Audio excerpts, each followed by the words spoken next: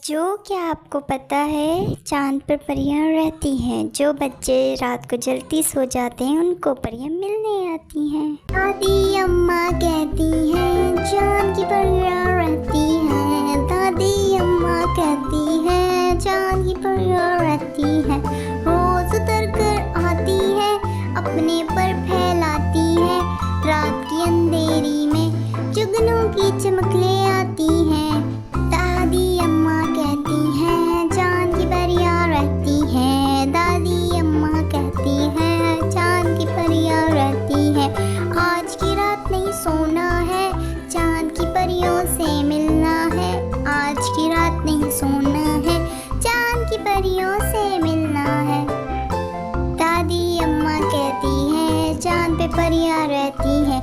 रात की अंधेरी रातों में जुगनू की चमक ले